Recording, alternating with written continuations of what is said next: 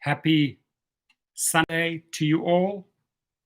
Just want to make sure that I got both feeds here going live back to back. One seems to be sticking a little bit. Anyway, happy Sunday.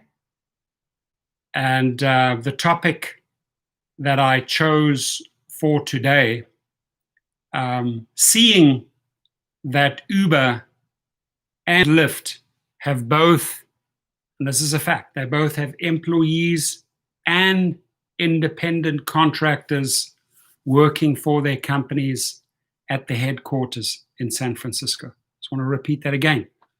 Uber and Lyft have both employees and independent contractors working at their headquarters in San Francisco. Welcome, James Campbell. Now, I'm having some issues with my other live feed. I think I'm just going to end that one. It's making a lot of trouble. Not sure why. So I'm going to end that one. Boom. Trying to go back to back with two live feeds, but glad that this one is at least working here. All righty, there we go. So if that is possible, right, if it is possible that these guys have no issues having employers and independent contractors at the headquarters, why, I ask you, is it not possible in our world as a driver to have those options? To have the option, hey, do you want to put me into an employee type of scenario, you know, where I build up benefits, health benefits, or do you put me into an independent contractor scenario where I can control the show, control the rates, control the people that I want to take, can control the trips, you know, work for multiple clients, get paid upon completion of the project, etc., etc. Why is that not possible? Why will the companies not entertain that? Why will California not entertain that, right? Because it sure is possible at the headquarters. That's a fact. They have independent contractors and they have employees. And what I'm proposing, and it's an idea, it's an opinion, is that there can be a flex drive program, right? The state just has to endorse it. The state has to say, hey, we give you these two possibilities. Because the fact is, and I want to make this, I think this is the point that I want to make most clear, is that we are not independent contractors right now. That's the belief that too many drivers have. Oh, I'm an independent contractor. Who told you that? Well, Uber told me and Lyft told me I'm an independent contractor. You are not an independent contractor. How an independent contractor works is that you know, the contractor and the client will agree to the scope of the work, right? The contractor decides manner and means of performing, right? There's a temporary relationship, project by project, trip by trip.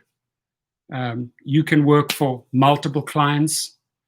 You provide your own materials, your car, etc., etc. You determine your rates. You don't have to fear retaliation. You get paid upon completion of that project, right?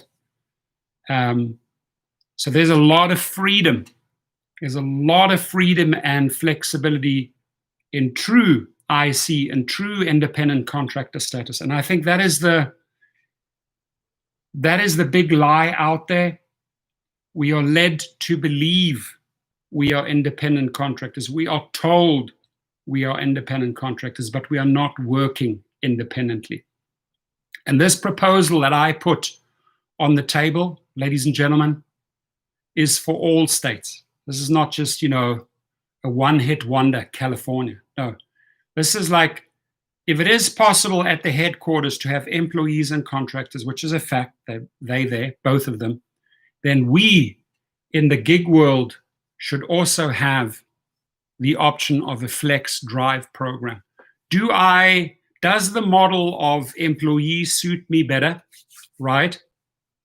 And usually, if you are an employee, the employer will supply the tools, the equipment, and the material, right? Usually, they should provide the vehicle. Though they should have some program in place that you can utilize their vehicles, their materials, right? Does it suit me better that I get paid hourly or by a salary? And Uber determines, all the conditions. What does hourly mean? How do you qualify for hourly, right? And on the other hand, hey, why don't you give me the option of being a true independent contractor? So I can go this way or that way, because the problem right now in this battle in California is that both sides are being so rigid. So California is being rigid. Hey, this is the way we want it. And we want these taxes, and we want you, to go this route. Vote no on 22. You'll still have your flexibility. You'll still have your freedom, etc. And on the other hand, you're getting sold a set of variables by Uber and Lyft that you are an independent contractor, which you are not. And it's more like a hybrid offer, right? We'll do like 120% of minimum wage only for engaged hours. We'll pay you a very low 30 cents per mile if you actually work 25 engaged hours. I mean, that's way more. You're looking at 40, 45 hours in the car to accumulate 25 engaged hours. Then only do you get health benefits, right? Now, which program works the best for me? Now, for me, if I had those options, I would be striving for true independent contractor status. Not what they're trying to make you believe, right, that you're an independent contractor. But if I had the option of a flex program, hey, I'll become an employee, they supply the car, they supply all of those conditions, they supply an hourly, they supply the medical side, et cetera, et cetera. Or on the other side, I have the ability to choose from a truly independent contractor. I would go towards the truly independent contractor, where I can determine my fate, my earnings, set my rate, right?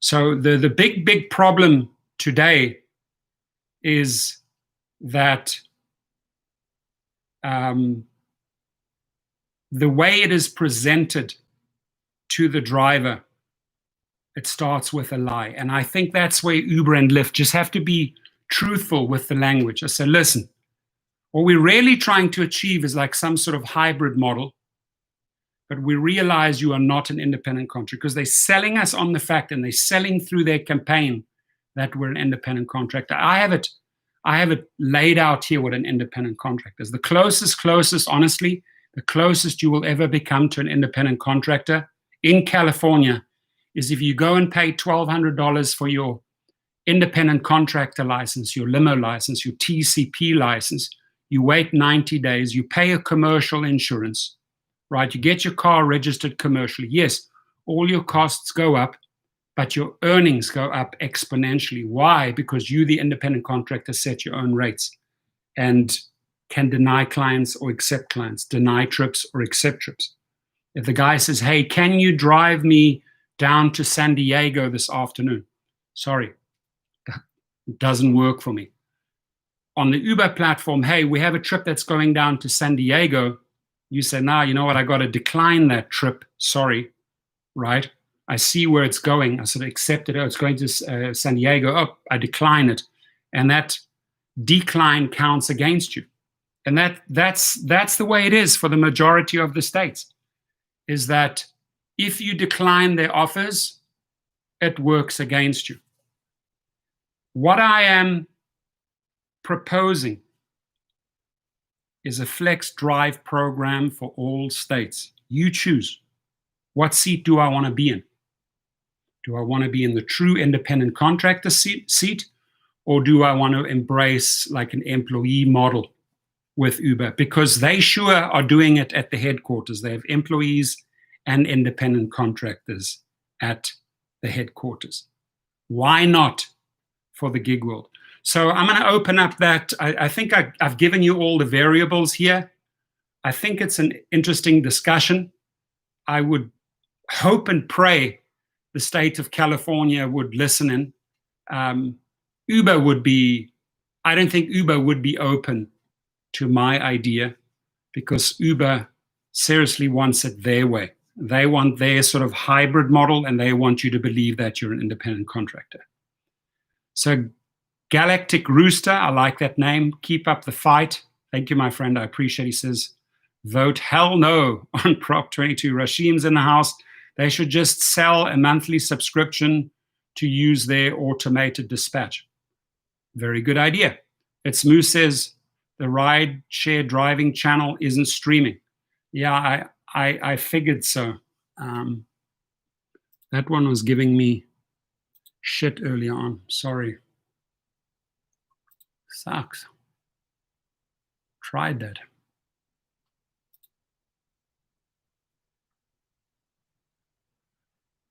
One second, sorry.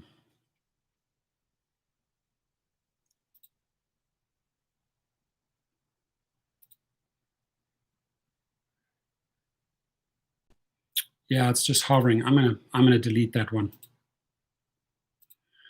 Sorry about that. At least I got this one going. I'll have to look into what's sticking on that end. Mohammed Khalil's in the house. Trey Fauntleroy's in the house. If you are able to set your own hours, you are an independent contractor. Incorrect. Incorrect. Incorrect.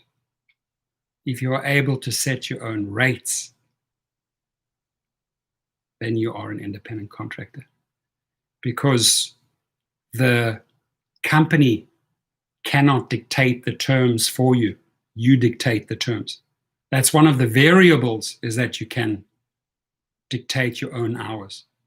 But just because you can dictate your own hours, you're not an independent contractor. Absolutely incorrect.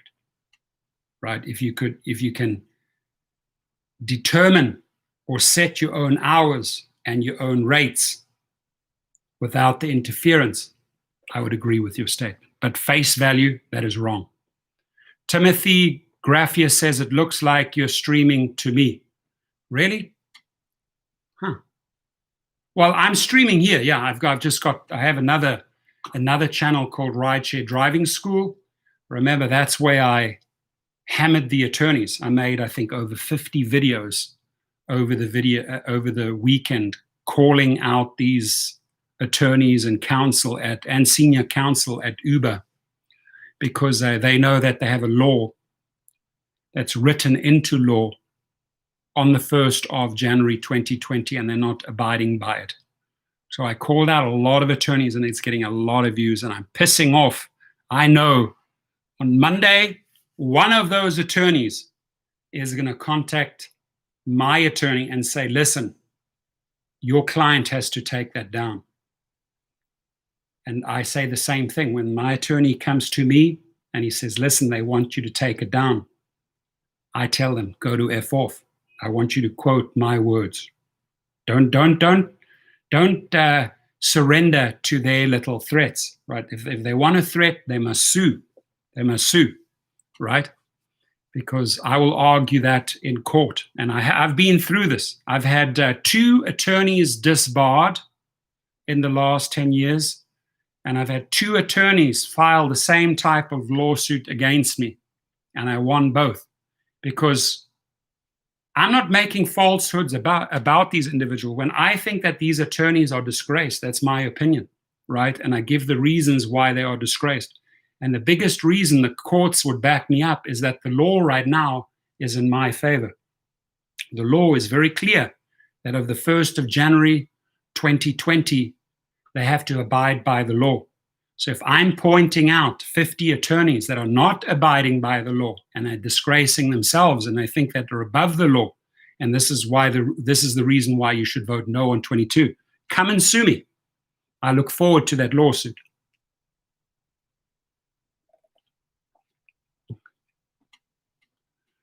Rick Nelson says we are contractors because we accept the terms in the agreement.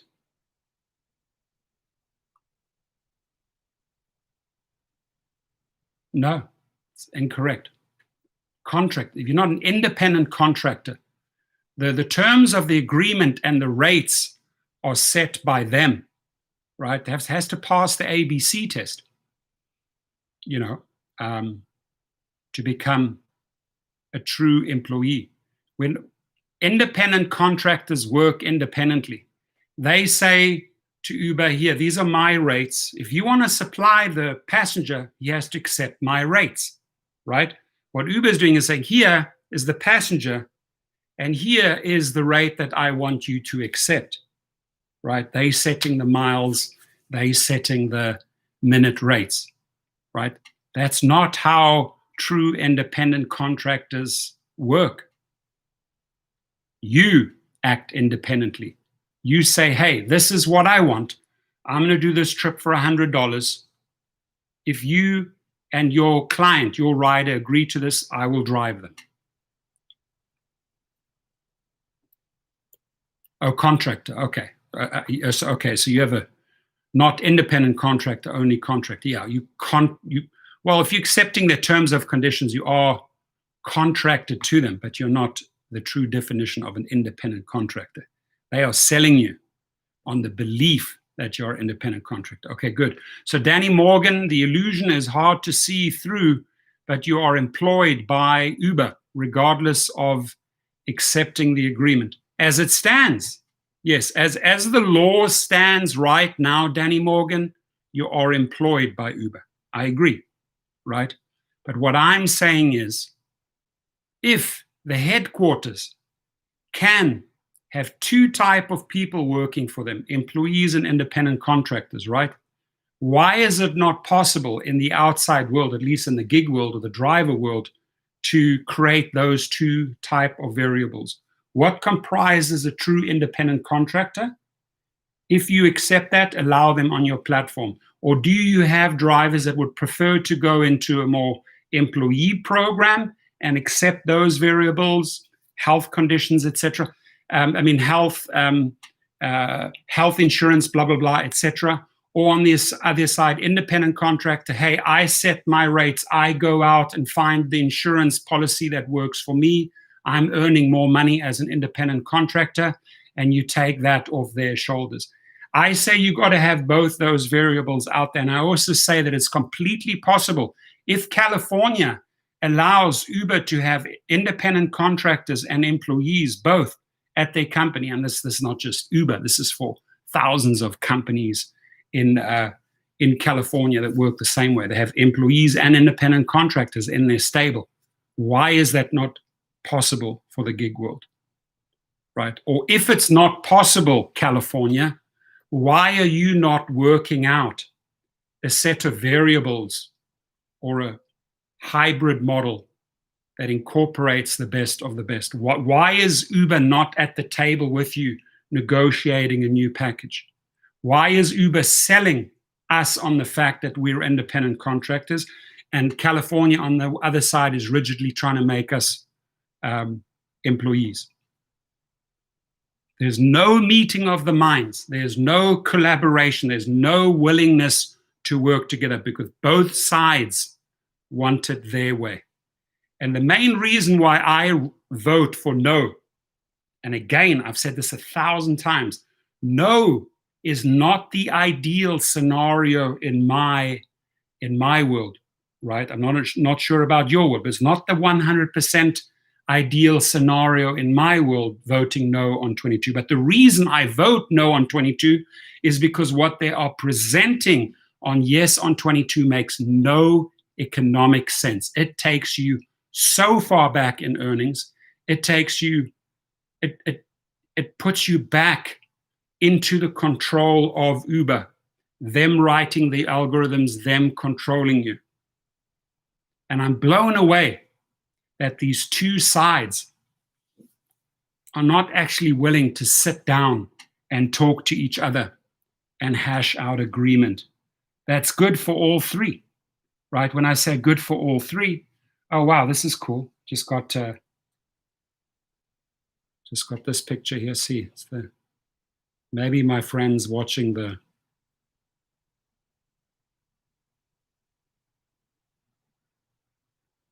Oh, maybe my friends watching the stream. Let me just see here. I'm wearing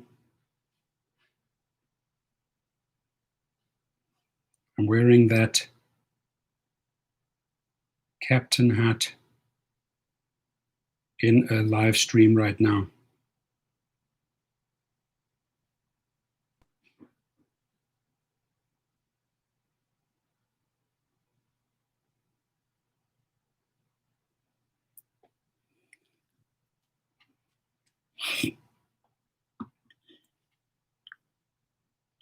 Danny Morgan says, Rick, no, because you can't see through the illusion regardless of area in the world. The job's the same, and the illusion of IC is worldwide. I hate it when an advertisement kicks in. Yeah, I don't unfortunately have control over that, sadly. I just met you, call me Bab. If you are a driver employee, why don't you have the same benefits as their non-driver employees? That is such a good question, right? Let me just read out that question again. If you are a driver employee, why don't you have the same benefits as their non-driver employees, right?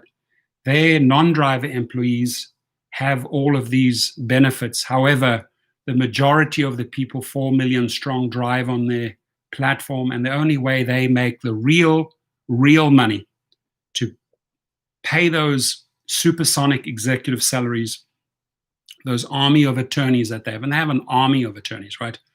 I called out 50 over the weekend, is by us going out and driving to their algorithmic conditions, right?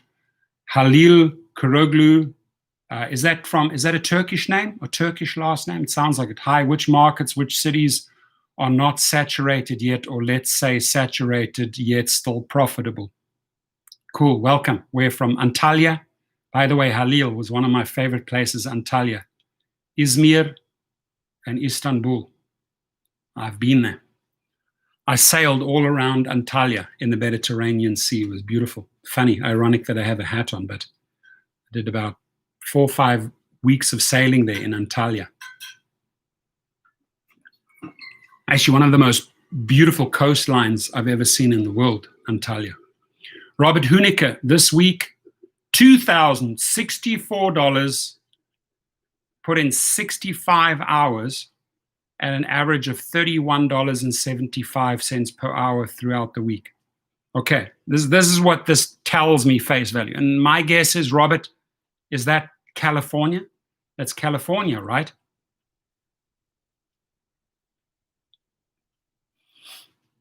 Is that California, Robert, or is that in another state?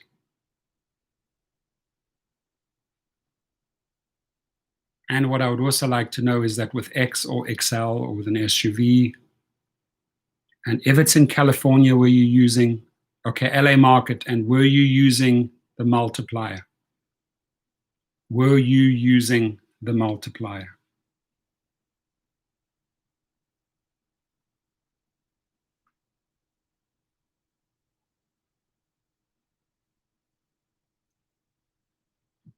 UberX. Okay, those are very impressive numbers for UberX. And then the only last question I had was, were you using the multiplier to generate $2,064.65 hours, or did you not use the multiplier? Rob R says, Uber received a huge amount of pandemic money from the government, and yet the company is still hurting.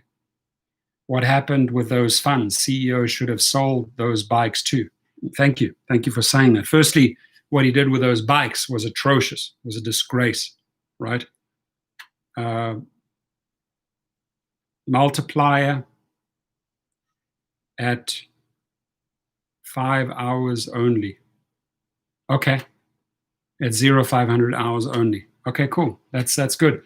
But Robert, you would agree with me. There's a lot of people I want to address. Let me just address Rob R first.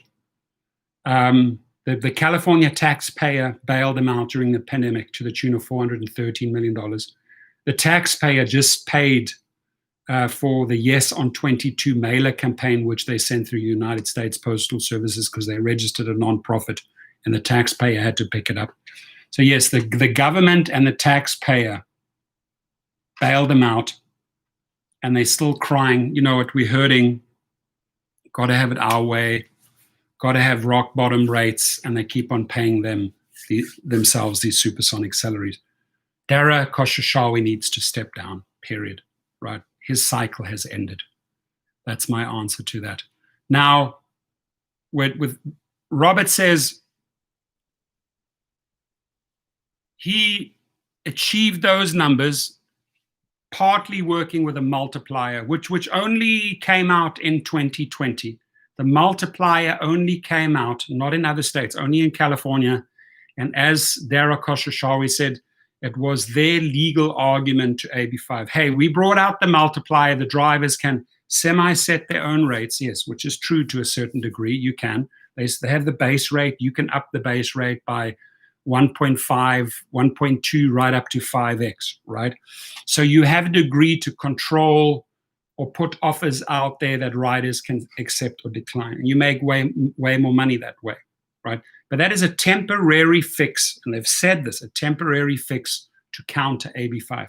If they get yes on 22, mark my words, I am willing to bet any amount with anyone here that the multiplier is gone, right?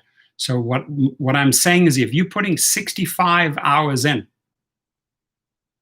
to get $2,064 on X, you would have never, ever achieved that in 2019, and you will never, ever achieve that if they get yes on 22. Anybody want to take a bet with me? Please do. Jabari Jones, California senators pass AB5 so they can tax us. Drivers don't want 10W, but we prefer 1099. Okay, so I want to break that down for Jabari. Right, first, Jabari. California has Uber and Lyft have all their patents and their companies registered over in Ireland, so they don't pay any taxes. Zero. F all taxes. They use the bridges, they use the airports, they use the highways, they use the streets of California and pay zero. Since the day they started, Jabari, Uber has declared loss after loss for every single quarter, paid 0% because they've declared that they've never made a profit, right? Now, along comes Jabari and says, well, he prefers a 1099. A 1099, that is the form that you file if you are a true independent contractor, right? But you are not a true independent contractor, Jabari. I have no problem filing a 1099, but then allow me to operate as a true independent contractor. You have drunk the Kool-Aid, right, Jabari, thinking that you are an independent contractor. You're not an independent contractor. You are actually, under the law, an employee filing the wrong form, right? What we should be fighting for is for true independent contractor status. So you can file a 1099. Galactic Rooster says, here in Austin, Texas, Lyft is, thank you, Halil. Lyft is doing what they call priority mode. If you accept priority mode, you get more rides, but you have to agree to drive at a lower rate. Wow, shit. You get more rides, but you got to, listen to that. I haven't heard that. Priority mode, right? You get more rides, but you get a lower rate. That is the wrong formula. Hey, we'll feed you more trips, but we'll pay you less.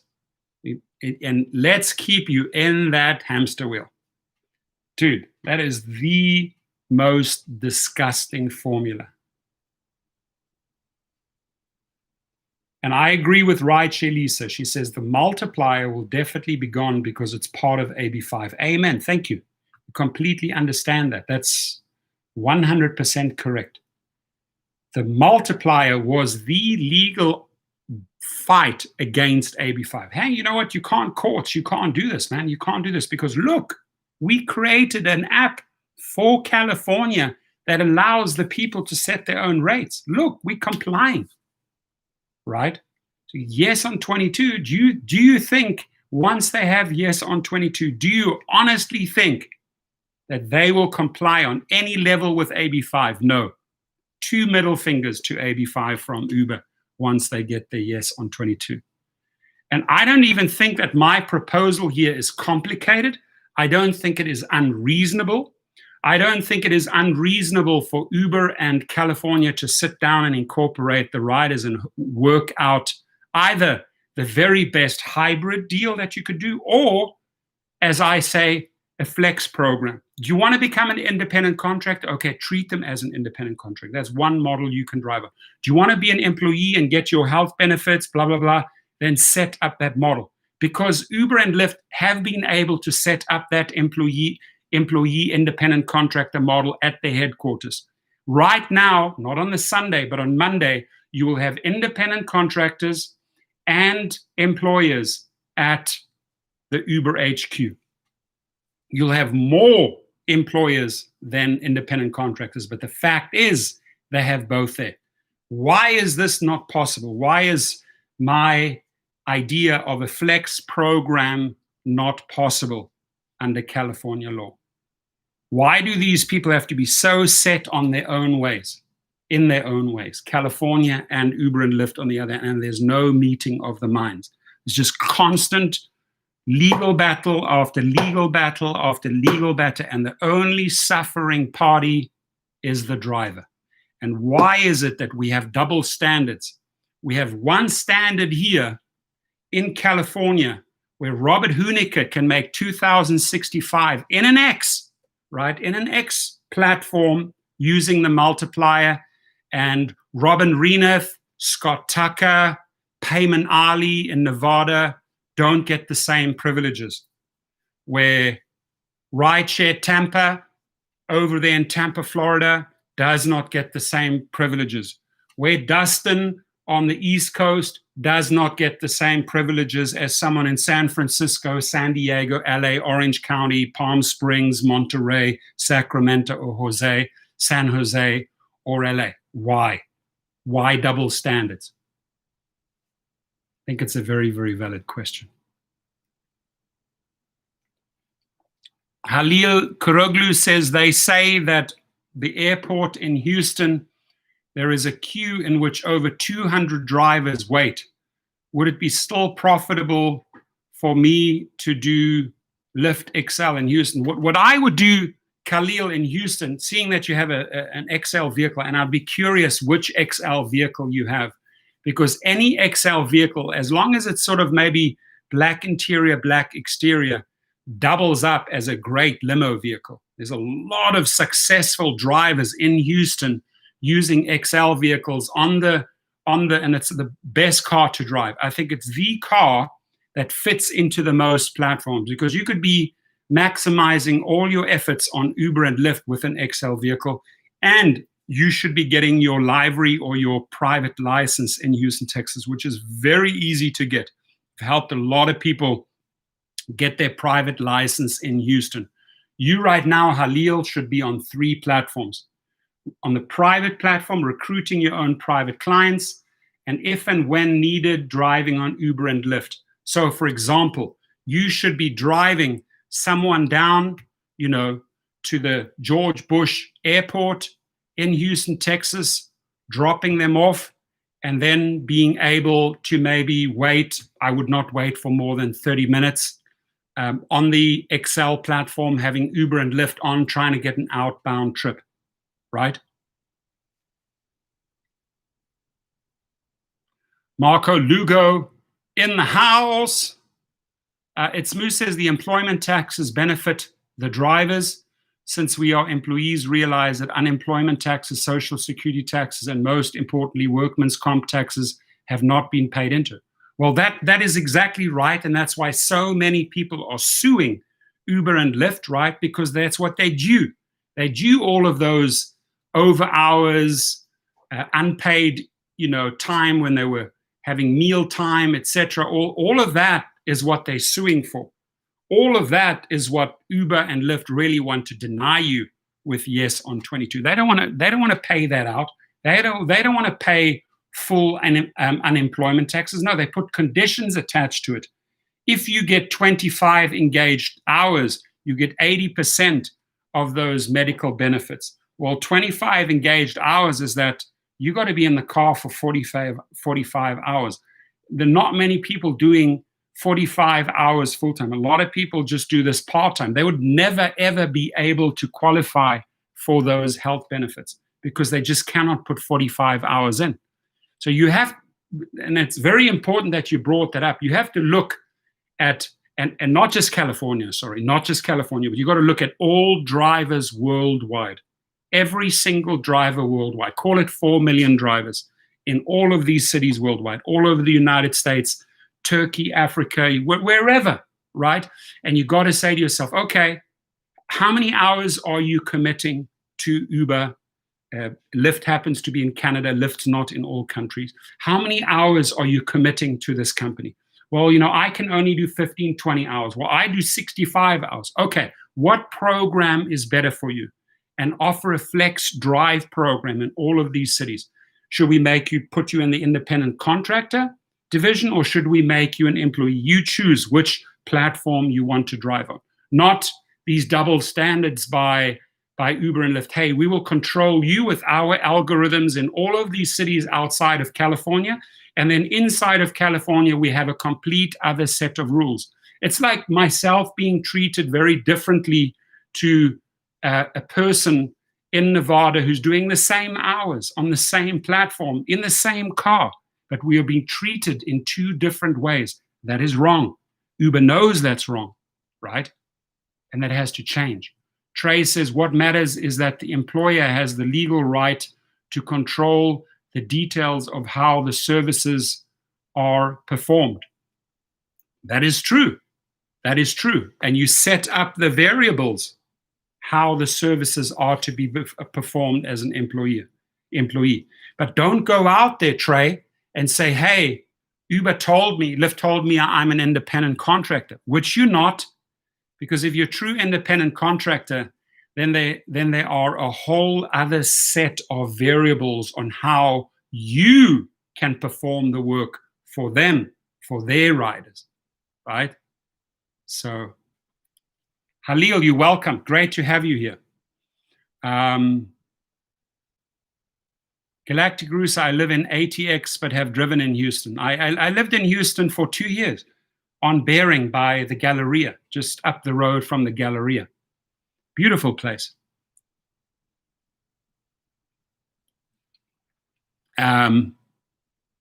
Timothy says he has a Prius V, good car. Robert says, so Professor, what will my job look like if Proposition 22 passes? I'm gonna give you my opinion what your job is gonna look like, Robert. Are you ready?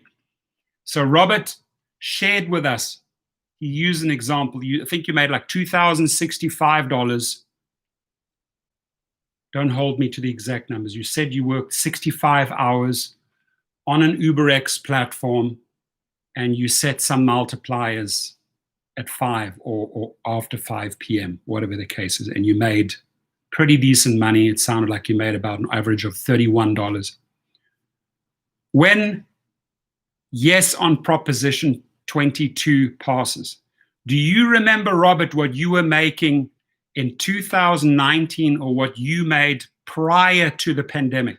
Do you remember? Wasn't 2,065 for $65. For 65 hours. I'll guarantee you that. Probably was in and around $1,500, right? For the same amount of work, 65 hours. You will be going to a rate of every mile. Work out, Robert, this week where you made $2,065. Here's where you do the math, okay? How many miles did you drive in that week when you do 2,065? Multiply that by 30 cents, and you're going to get one figure, right? In those 65 hours that you were on the platform, how many engaged hours, truly engaged hours, were you in the car driving passengers around?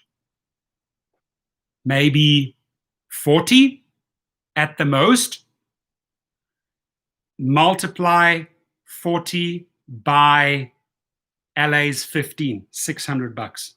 Take the $600, add it to the total amount of miles driven, and that will give you the total figure that you will be earning under Yes on 22. Now you compare that figure, and I will guarantee you it is not more than $1,200, $1,300. Guarantee you. I've already done the math. And then you compare that to $2,065. That's my answer, my friend. And prove me wrong. Prove me wrong in November or January, whenever they want to kick it in. I don't think they're going to pass. I don't think that Yes on 22 is going to pass. I think that Californians are smarter. I think that if Californians have got a lot of information through the press, I think that Californians see through their Yes on 22 TV campaign. I think that we are winning the battle in social media on no on Proposition 22. I can tell you I'm one of the individuals that is relentlessly fighting morning till night. Obviously, I don't dedicate my full 15-hour day to Uber and Lyft. No, I don't. I have a lot of other things going on. But I dedicate a ton of hours to fight no on Prop 22. And I see a lot of social media. I see a lot of social media no on Prop 22. And we have what they call the street marketing campaign, that all these hustlers out on the road, whether it's Gig Workers Rising, Rideshare Drivers United, Mobile Workers Alliance, Teamsters, all of that groundwork, all of that guerrilla marketing is pounding them. And yes, they are outspending us 50-1. But we're going to win this battle. Jabari says, first quarter, do we all have to get lawyers if Prop 22 doesn't pass? Quarter two, wouldn't us drivers get deactivated if we became employees due to budget cuts? Look, that's their fear. That's their fear marketing. Look what happened in New York. Were all the drivers deactivated? Hell no. They used that same fear marketing in New York. Didn't work. And those guys are doing very, very decent hourly earnings in New York, right? And they would do even better in New York and all across the country if they could set their own rates with their own multiplier and dictate their own rates and become true independent contractors. All I know is, you mentioned quarter one, quarter two. All I know is, Jabari, that since Uber and Lyft started, they have never, ever shown a profit, and they've paid zero into the system. And you got to understand why California is holding them. Thank you, California. Thank you for voting for me. Now it is time to pay your taxes. My name is Arnold Schwarzenegger. It's time to pay some taxes because they've paid zero into the system. You don't think that California is furious? Free ride, free highways, free airports, free byways, free streets, free off-ramps. Go wherever you want. Use our system, use our state, and pay nothing in. In fact, excuse me, you have your patents listed offshore. You are paying nothing into the system. You don't think that California is sick and tired of that crap? You don't think that Californians are sick and tired of paying all the tax dollars for Uber and bailing them out? So you got to look at it both ways. Can't always say, oh, bad government, bad this. No, they've paid zero into the system, just like Amazon. I mean, only people that are suckers and are paying in are the drivers on their taxes, right? But if you are a smart driver and you know if you have either TurboTax, you're doing this yourself, or you have a good tax man, at the end of the day, when you are using your mileage calculator, right, you fall back on that, whether it's 54 cents or 58 cents, don't quote me, right, I think it's 58. You'll get all your taxes back, right? So you're not effectively paying in. It's almost like a wash.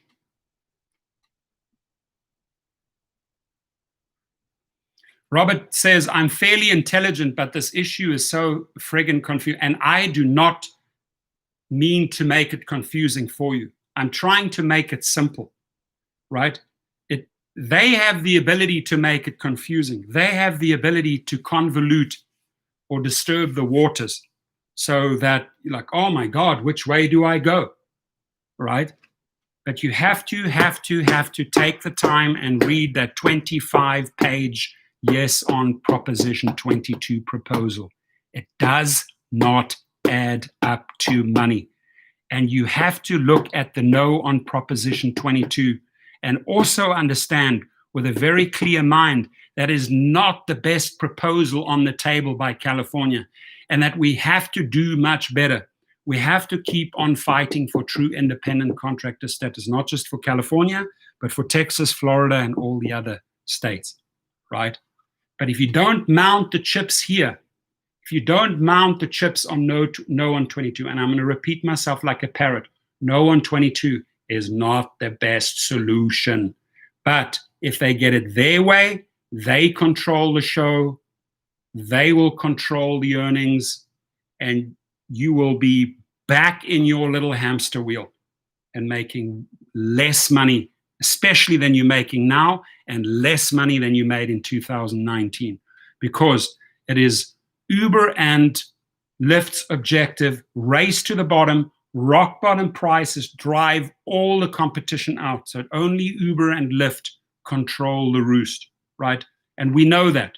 Discounting, subsidizing, discounting, subsidizing, discounting, subsidizing. Tell you what, the investors are sick and tired of it, right? Oh, we're spending our dollars to subsidize trips. Are we paying our dollars to pay enormous executive salaries, $20 to $45 million? Investors are sick and tired of it, right? And at some point, heads are going to roll. At some point, Dara Khosrowshahi is out.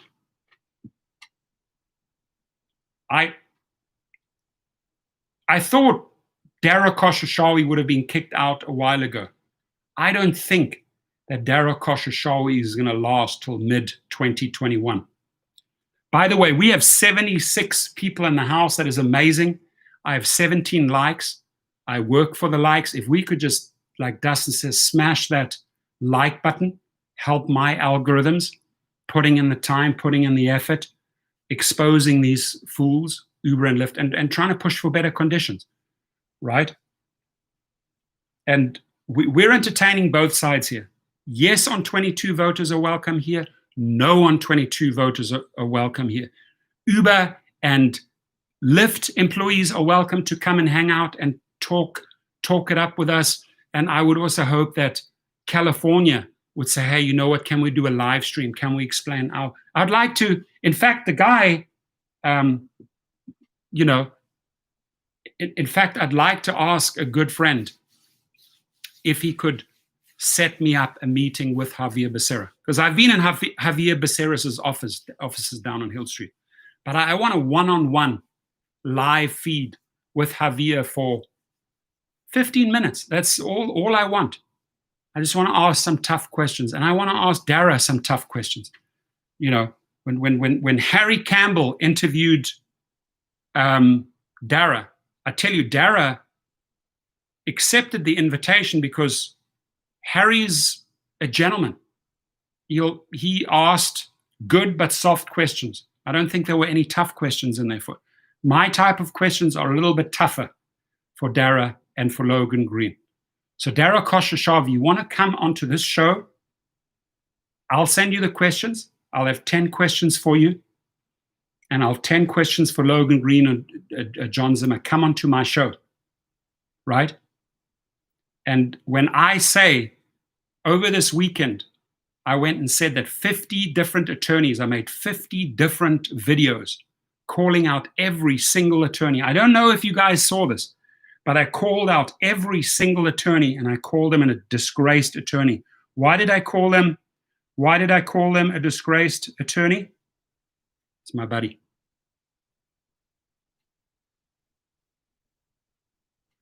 And that's one of the nicest guys.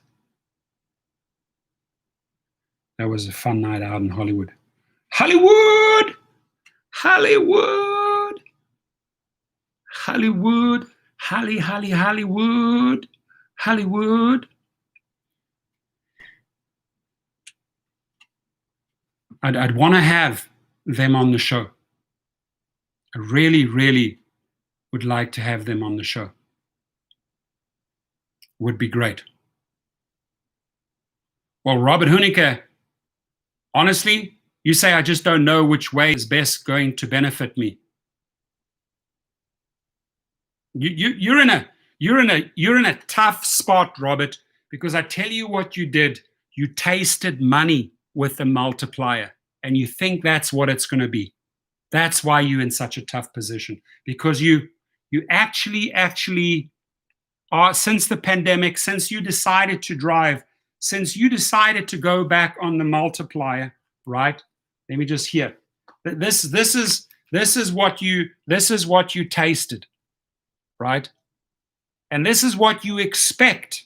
You expect the multiplier still to be going on. You expect to still make $2,065 each week. It's not going to happen.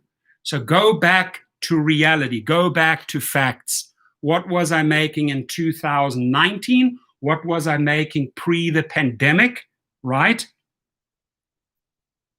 Before AB5 came along, before Uber had to fight AB5, before Uber had to create Yes on 22, what was I making? And then look at those numbers. Go back to middle of 2019 and look at your 65-hour week, what you were making.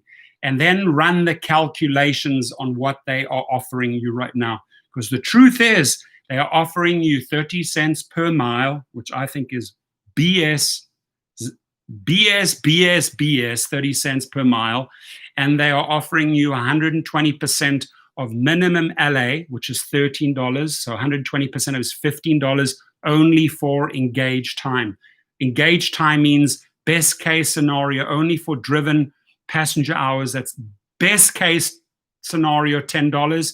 UC Berkeley did a study and they looked at everything from refueling, restaurants, stops, rest, downtime, and they said you're going to be making $565. I think those $565 are too low. I think the 10 hours is a little bit too high. I think about $8 is realistic. So add up all your hours per week, your 65 hours times 8, that ain't money. Total up all your complete miles, multiply that by 30 cents, that ain't money. And then add that ain't money to that ain't money equals that definitely ain't money, right? Paul Martin, he has asked for a debate with a non-gig worker.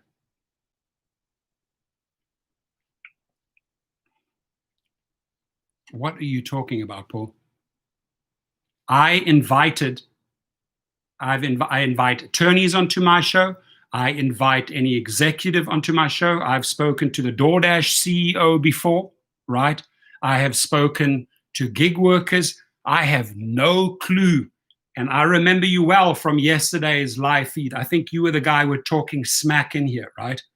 I have debated every single gig or non-gig worker there is. Not everyone on the planet, but every type. So I don't know where you pulling that. Where are you pulling that out of? Huh?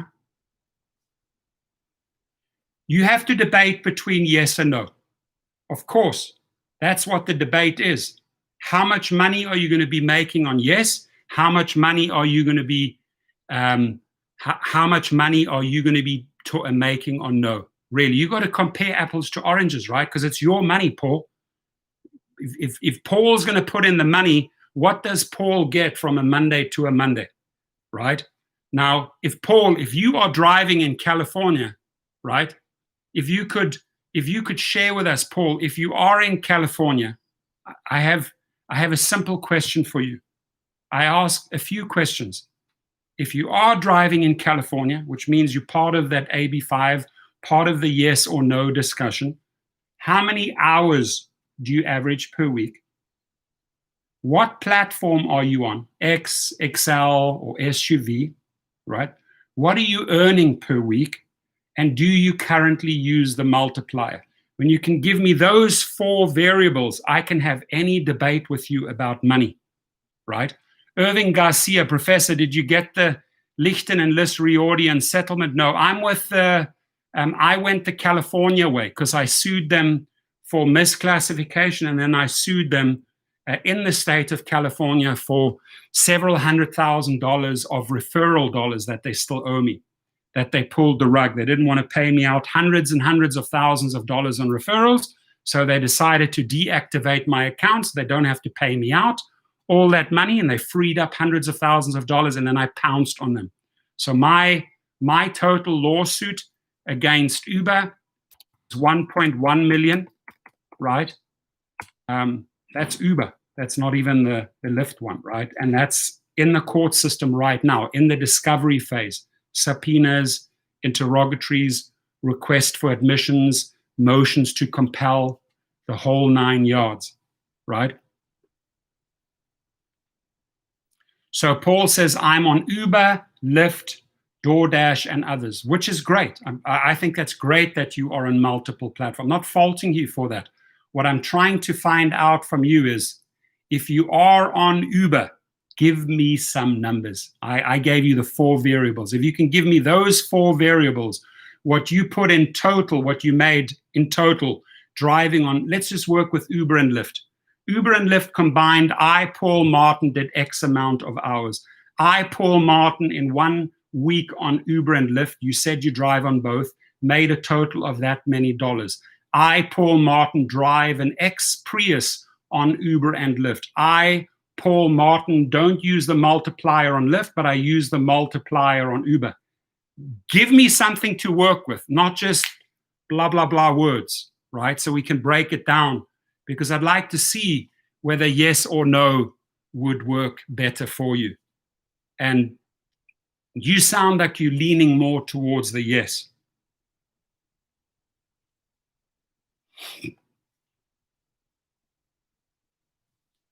Well, Halil, I would say one of the strongest European apps, rideshare apps, I would say, is the Bolt platform, B-O-L-T.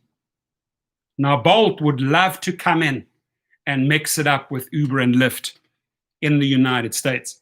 But strategically, no one's moving into the market in the pandemic and spending all the marketing dollars when there's no business, right? Makes complete sense. They are trying to hold on to their fort in Africa, in Europe, in Eastern Europe. Other companies are, whether it's Ola or whether it's Didi in China, they're just trying to operate during the pandemic. But no one really has the ambition to jump in like a Viking and go and conquer another area. Not happening. Irving Garcia says, who can we call if the lawyers are not paying what we are owed in these lawsuits? Well, if you have started a lawsuit, Irving Garcia, the one thing you have to do with the law is to bring patience, because people think it's settled like this. Because of the pandemic, there is such a backlog. I'll give you an example. I filed some papers in February 2020. I had a hearing at the end of August, right? Had to wait 8 months because of the backlog in the pandemic. And it's the same in the arbitration cases. It is moving slowly. It's not really anyone you can call. As long as you filed your lawsuits, it's in the system and moving forward. Oh, yours got settled? Yours got settled already? That's awesome. They are just not paying out the full amounts. Who's they? The attorneys or Uber and Lyft? Interesting.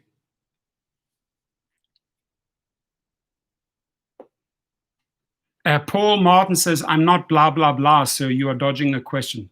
Paul, stop wasting my time. I asked you, give me those 4 variables. Where do you work? What city? I'm going to repeat it one last time because you're really wasting mine and the room's time. It's not blah, blah, blah. I can't have a conversation with you when I don't know the factors that we are debating over. What platform are you on? What car do you drive? What city are you in? How much money do you make on average per week? and break it down for me. You said you're on Uber, Lyft, and DoorDash. Give me your totals for Uber and Lyft. It's the final time. I don't repeat myself a fourth time. I speak twice, maximum 3 times. There's no blah, blah, blah from me. Otherwise, we smack you straight out here. Please, don't piss me off, buddy. Right? I've been very fair with you, and I've given you tons of opportunities to come to the table and share. And if you're in Lexington, Kentucky, why are you even here wasting my time on Yes on 22? Because it doesn't even affect you. Does not affect you in Kentucky. Jesus, I've just wasted 20 minutes of my energy, right, with someone that's sitting in Kentucky and wants to have a battle with me over yes or no on 22. Let's have that debate with people in California, right? And if it hits your shores in Kentucky and Lexington, let's talk then. But you're wasting my freaking time, dude. You're wasting my freaking time. So what happens in California will come there, right? And then God forbid you don't want yes on 22 to pass, because it will arrive at your doorstep. Very simple. Jesus Christ. Abshad Echo, not to mention that Uber is going to drag their feet. Not to mention that Uber is going to drag their feet when it comes to any lawsuit that they think they're going to lose. So anytime Uber knows that they're on the losing end, they play the long game. It's a strategy, the long game, right? They will draw it out. Every phase of the lawsuit, they will draw it out. In the lower courts, they will draw it out. In the upper courts, they will draw it out. In the appellate courts, they will draw it out. And if they have to, they'll take it to the Supreme Court, to the California Supreme Court. They will draw it out, because the longer they can draw it out, the more money, the more opportunity they have to milk their algorithms. Arthur Chan, those people that are throwing ridiculous UE drivers, just bunch of Uber trolls, just tracking the true drivers or beginnings for Prop 22.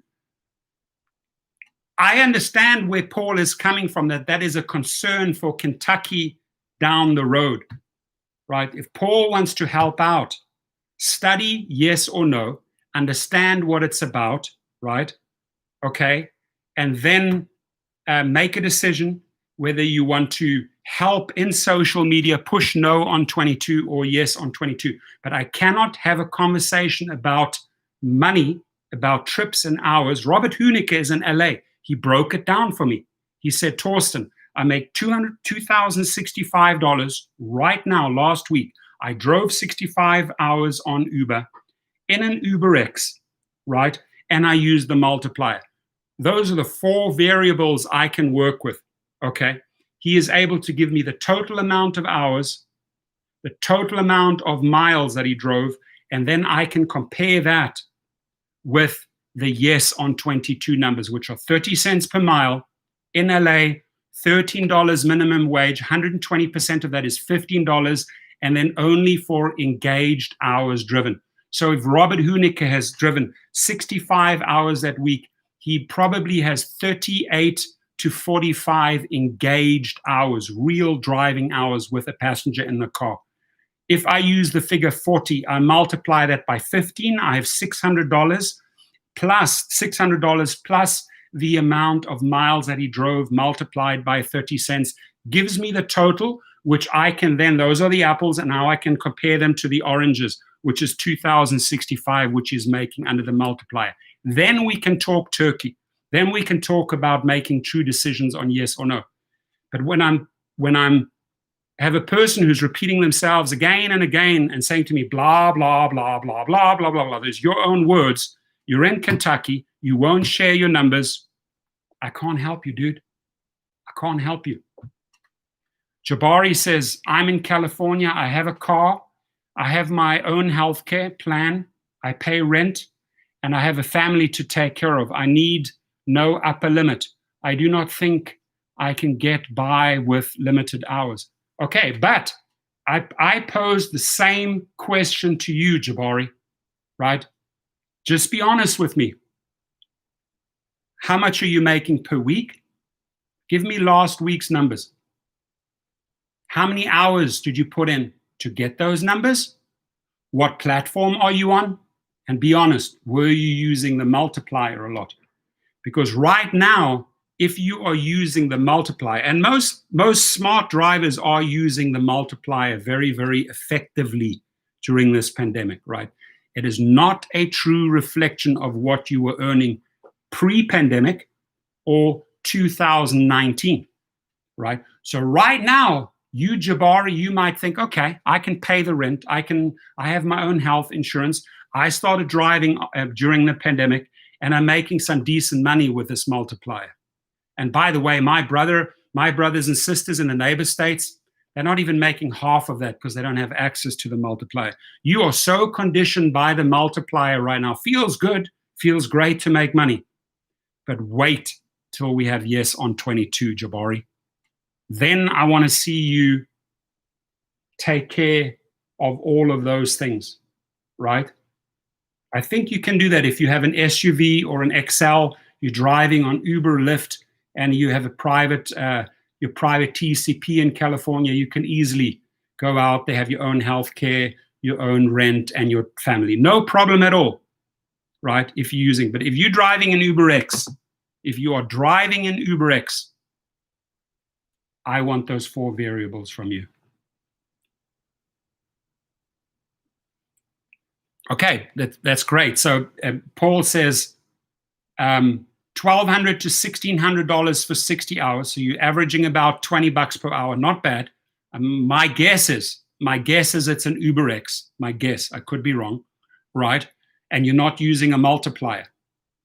And this is why I'm saying you're putting in the same amount of hours as Robert Hooneke, the same amount of hours, right? Well, what car do you? Correct, Paul Martin. No multiplier, completely right. It's not in Kentucky. And then you have a Prius. Oh, so are you on Uber X? My last question: are you on Uber X, Paul? Okay, cool. Thank you. I appreciate you telling me that, because now we can talk, right? So Paul Martin is in Kentucky. He puts in 60 hours, almost the same. Listen, Paul, there's almost the same hours as Robert Hooneke does. Same platform, Uber X. Only thing that differs, you guys, you're putting in the same hours. You're on the same platform. You're driving in 2 different cities, right? You're in Kentucky. He's in California. He's making $2,065, and you're making $1,200 to $1,600. Do you see what I mean? So my argument is, I would like Paul to have the multiplier in Kentucky so he comes closer to Robert Hooneke's numbers, right? And if you're making $1,200 to $1,600 and you're driving 60 weeks, the only other variables we are missing is, the only one more variable we are missing is how many miles did you drive? Because if yes on 22 comes to Kentucky, we have all the variables to compare, because you say, okay, I drove X amount of miles times the 30 cents, right? I worked 60 hours to make those $1,200 in Kentucky. Of that, effectively, I maybe had 40 engaged hours. Then you would have to find out, okay, what is the minimum hourly wage in Lexington, Kentucky? I don't know what it is. Okay. I would hope it's close to 13 in LA. I doubt it. Probably like $10, $11, $12, right? You have those hours times 40, call it $400, plus your miles. My answer is very simple. Under yes on 22 in Kentucky, if it were to come to Kentucky, you'd be looking at about $800 versus the $1,200 you are earning now. There it is. Thank you. $10 an hour is your minimum. So 120% of 10 is $12 an hour.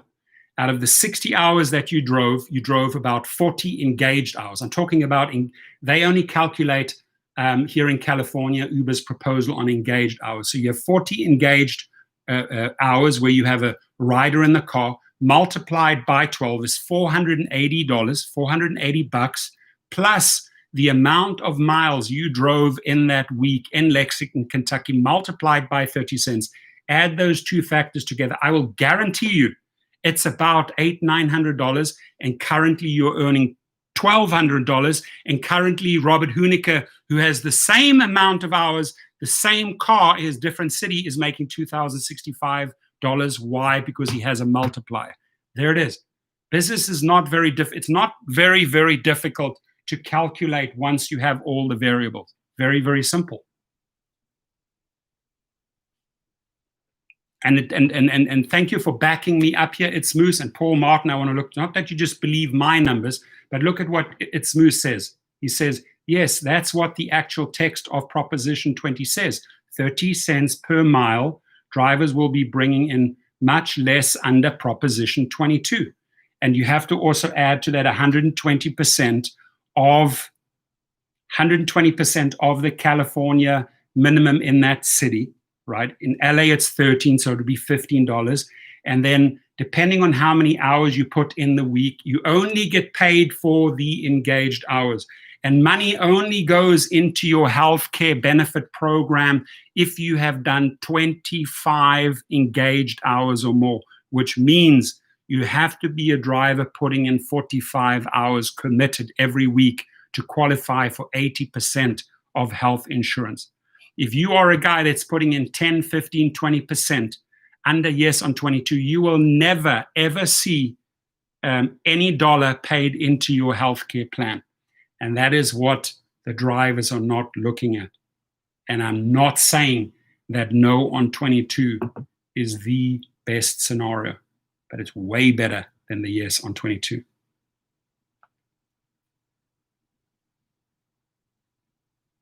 So that's cool. Jabari Jones says, well, I started with Lyft 2 years ago, 8,000 rides, super impressive. Business was good before the pandemic. Completely agree with you. I was using the rental program when I started. Lyft cut the rental program, so I went to a dealership for a car. So, but are you driving on Uber, Jabari, or only on Lyft? Because Jabari, if you are currently driving with Lyft on your car that you got from the dealership, you've got your payments to make through to the dealership, and on Lyft, you will never ever see those multiplier rates that you're seeing with Uber. So it would be important for that car that you bought at the dealership to at least drive on Uber and Lyft if you wanted to see some type of money.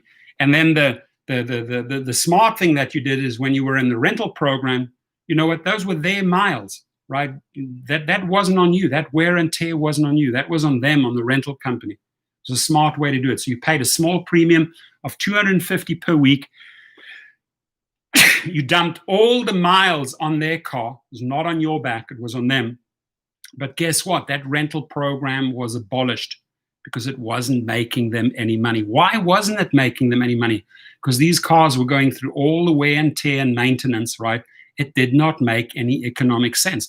That just the same way it doesn't make any economic sense if you go out and buy a brand new car in a dealership and you have your monthly payments and all the wear and tear maintenance costs are on your back with supersonic small rates income.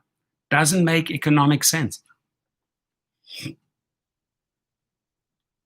And Paul Martin, thank you for, me, I'm a hothead. I'm a street brawler by nature. I'm a very hot-headed person. And I appreciate you being patient and bearing with me. But we would have saved a lot of time had we just had all the variables up front. That's just how I am. I'm black and white. I don't move in the gray zone. It's either blue skies, I'm not out there creating rain, hail, or thunderstorm. I want blue skies and clarity. Let's talk about it this way. Is it black? Is it white? We're not in the gray zone.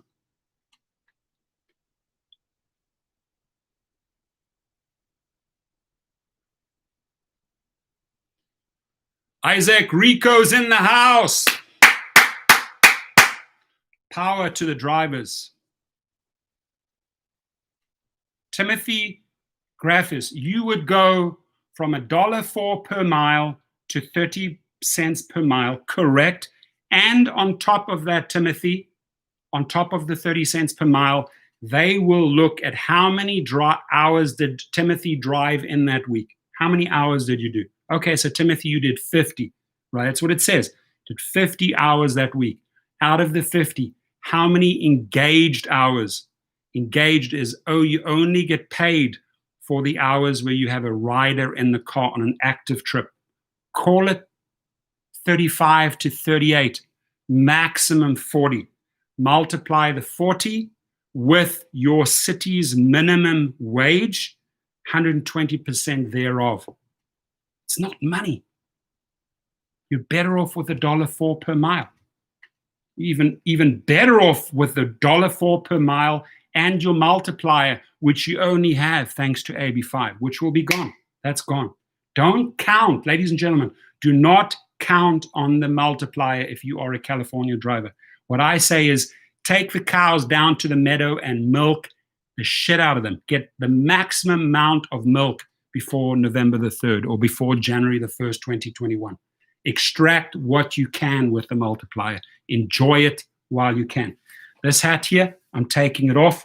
Don't want to pretend like I'm the captain. I want to come down to street level because we're going to be brawling on the street with Uber next week, even tomorrow, Our House Mondays. They are going to get a rude awakening Monday morning when they see I have gone out there with an army of videos and social media and are going after their people. I'm calling out names. I'm calling out the names. I am holding these punks responsible, right? There they are. I'm going after every single one of these guys, right? Every single one of these guys there.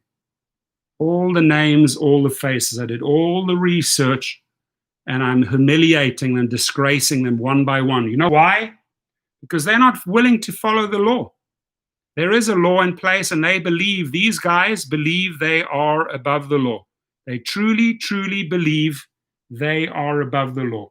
Samantha Say thinks she's above the law. Michael Fang thinks he's above the law. Irva Cockfield thinks she's above the law. Divya Mittal thinks she's above the law. Tony West thinks he's above the law. Angela Corridon believes she's above the law.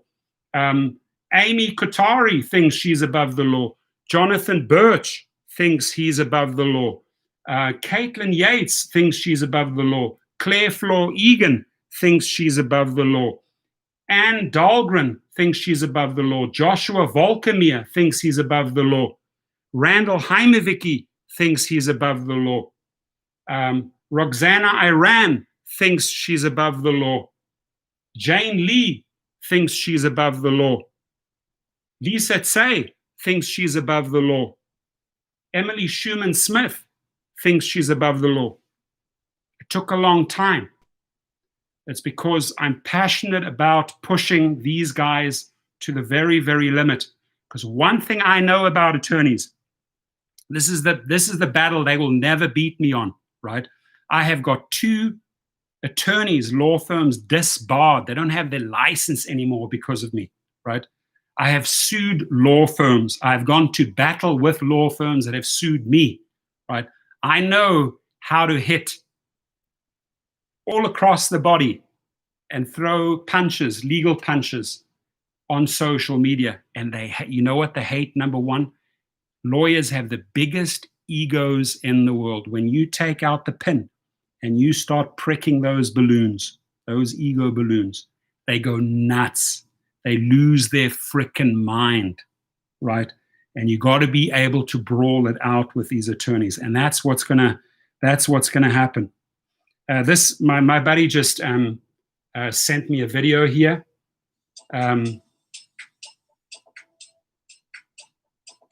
Where is it? What happens when the most expensive motorcycle in the world is about to celebrate its 10th birthday? I was involved in that media campaign. On our channel, of course. This is many years ago. Where high quality content meets high I set this up at Harley Davidson in Bartles. And this Harley Davidson's going for $15 million now. It's by a famous artist. So it was a fun night out. I had a lot of business cards. I picked up a lot of clients at that night because This is many, many years ago down in Marina del Rey, California. I just got a link. It just they just sent me a link.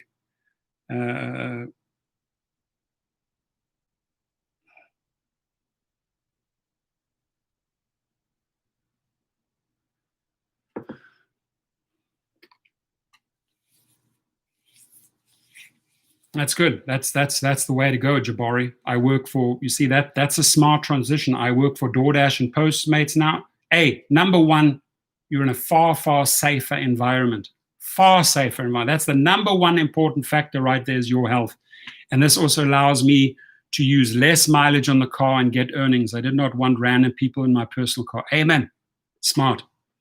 Very smart. Sherelle Wyatt just finished $60 private client trip from LAX on top of $60 more, taking her there last Wednesday. Whoop, whoop. Private clients. Right, Shalisa, this is Robert. Good luck to you and everybody in California. I hope that everything works out for all of you. I might be a New York driver, but I'm a driver just like you. That's what I love. That's what I love. East Coast with West Coast. And if push comes to shove, I remember when the West Coast stuck with the East Coast. Solidarity. Solidarity with our brothers and sisters. Very well said, right, Shalisa? That is the great attitude. Now, let's just see here. I need to briefly have to, at this late in the game at 1:21, just a few minutes. Let me, because I got to get a daily shout out for the sponsors. Cover, Kover, starts at $7 per month, gig protection plan. If you get deactivated, let the company go out there and do the legal fight for you, get you reinstated. That's worth the money right there. $7 a month, that's just one extra trip. They serve all the gig industry. Cover, Kover, with my link underneath the video, you get 1 month free. You can try it out for 1 month free. You can cancel it afterwards if you want to. The main thing is, if you get into an accident, God forbid, if your car ends up in the body shop because of an accident, they kick in and cover 80% of that lost salary. The other gentleman that I had on the show, if you go back a few videos ago, that was Brian Greening from legalrideshare.com up in Chicago. They are specialized attorneys in injuries. So if you've been in an injury, you've had people in your car that have been in an injury, you've had some form of bodily damage or neck damage, or you lost wages while you were off work due to that injury, or your car got totaled, boom! These guys here in our team, and I'll introduce the heavy hitter. This is a gentleman that I've spoken to many a times. He's completely dialed in. He's been doing this since 2015. He restructured the law firm, and they concentrate 100% on rideshare drivers. Hell of a character. Nicest guy. He is able to listen. He is able to help. He's helped several friends of mine that have been in injuries, right? And totally worthwhile reaching out to if you got into an injury. Robert Hunica says, thank you, Prof, and all contributors for the dialogue and back and forth.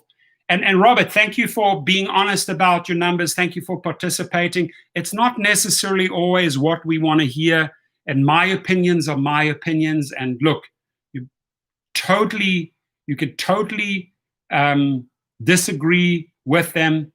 Where I always come from, I always come back from an economic, from a business background, right? Having studied business for many years, have worked for several corporate firms myself, and since then have just run my own companies. I can only tell you as a businessman, right, what I think is right for drivers or gig workers, right? Because the one thing we should all enjoy is being able to get better conditions on the pay side, better conditions overall.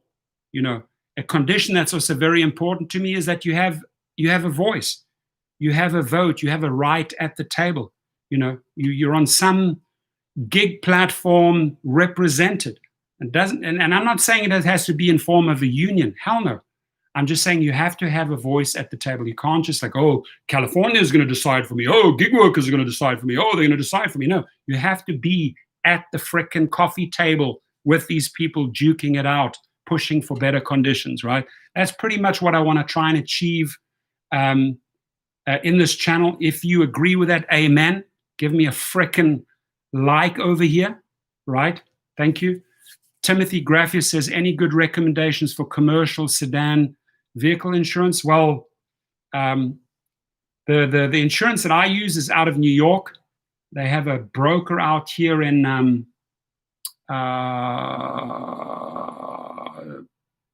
Santa Barbara. I think it is Santa Barbara.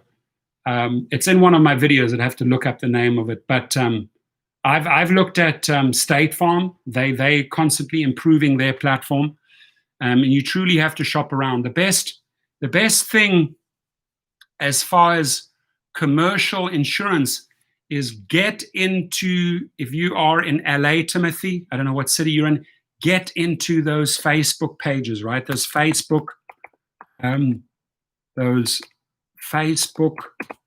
group pages, right? And put it out there. Hey guys, I'm looking for a commercial insurance. Get into the Uber drivers Los Angeles, Uber drivers Orange County, Uber drivers or Uber and Lyft drivers San Francisco, Uber and Lyft drivers San Diego. Get in those rooms and put the question marks out, right? Put the same question, cut and paste, boom, boom, boom, in 5 or 6, 7 groups. You will see that when you refresh, right, when you refresh your Facebook page the next day, right, they're all there. They're all there. They're all come and they answer, right?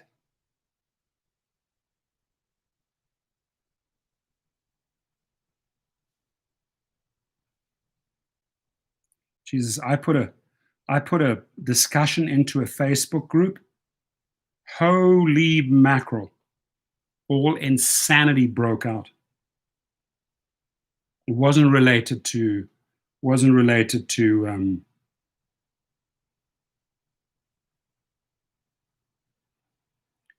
rideshare.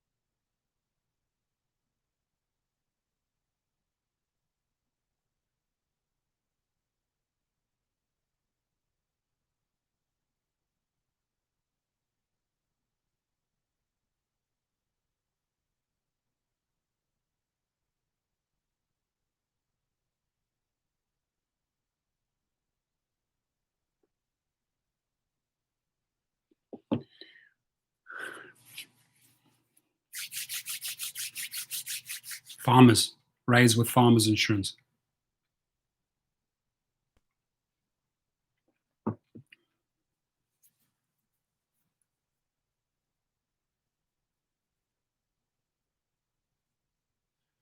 $6,000 a year divided by 12, $500 per month. No, that's too much. That's way too much. That's way too much. I mean,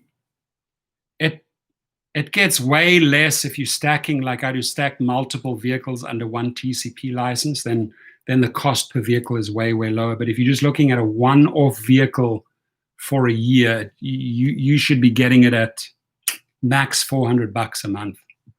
Max $400. All right, my friends. So we're gonna wind this down. I appreciate everyone in the house. Sherelle says I have farmers' rideshare insurance, but you're not covered while delivering food or goods. I did not know that you're not covered while delivering food or goods. Very interesting. I would have thought a rideshare insurance would cover food delivery. Very surprised it doesn't. Rideshare Lisa says, Sherelle, I checked and I didn't see anything. She probably lost the service.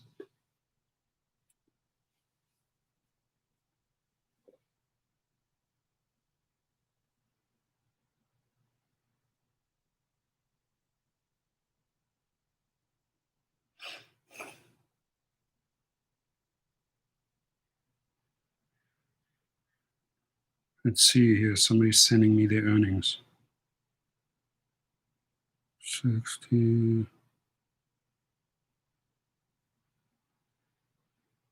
Oh, cool.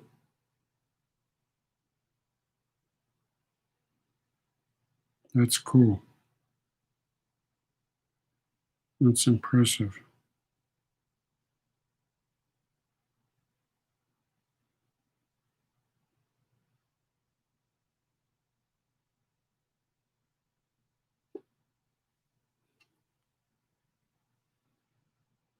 In LA, for Los Angeles, for an UberX, 141 trips is a lot. 64 hours, that's hardcore. Hardcore. That's in 5 days. That's hardcore. And the only thing it doesn't say here is how many miles. Because if we had the miles on that, then we could do the calculations with the yes on 22, 30 cents. 30 cents per mile. We could do a quick calculation. And the difference between this right now and yes on 22 would be day and night.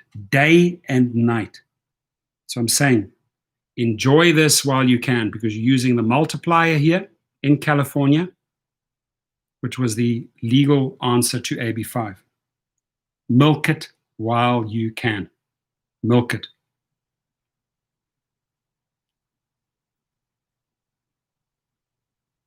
How much would you make in an S560 versus your Escalade? You took a Mercedes versus the Escalade. I think you make way, way more money in an Escalade. Way more money. Because you are restricted to the amounts of passengers. Are we talking like a Mercedes? How many people can you get in the S? It's got a big trunk, the S560. You could get 4 passengers. I can easily get 7 people in my Escalade, and I'll have even more trunk and luggage space for 7 people versus a Mercedes for 4 people, right? The difference there is the Escalade, you can also get onto the luxury platform of Lyft, right? The Escalade, you can get onto the black and SUV categories on Uber. The 560, you would get onto the Lux category. You have to wait way longer. You have to position yourself correctly at the high-end hotels. Bel Air Hotel, Montage, Beverly Hills. Way, way more money in LA with an Escalade. And ask Thomas Gibson from San Diego when he had the choice between, choosing an Escalade or a car like a, 550 or 560, whatever you want to call it. I think you mean 550.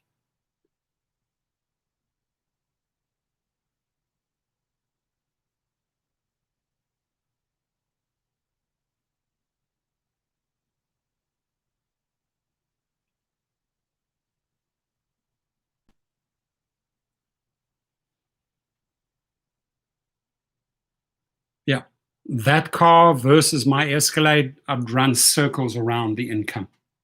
Even if, only way you could really make good money with this car is get a couple of like CEO clients and get a lot of private trips that you be making money there. And you'll see a lot of them around, you'll see a lot of them parked around LAX, sort of just on the outside of LAX by Starbucks there. You'll see a lot of these type of cars, but the majority of the cars that you would be seeing are XLs, Escalades, and Suburbans, and Lincoln Navigators. You just make more money, making more money. Fuel cost, the same. Yeah, I mean, Bentleys and Rolls Royces. I mean, I had a Bentley for a while, sold it.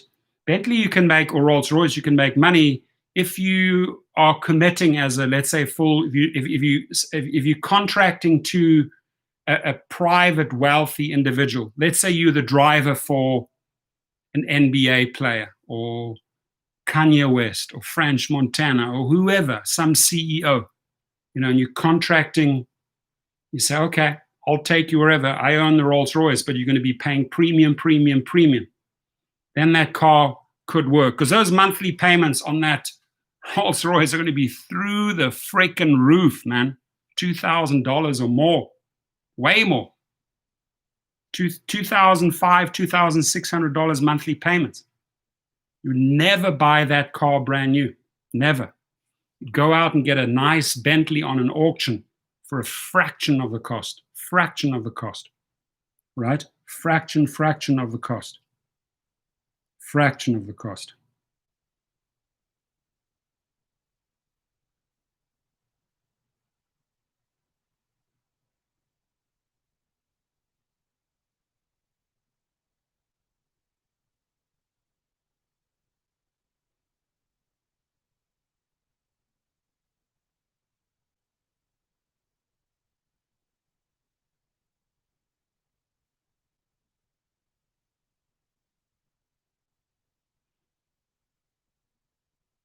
Vegas.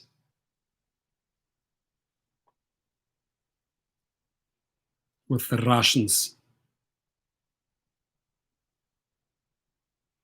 Found some pictures.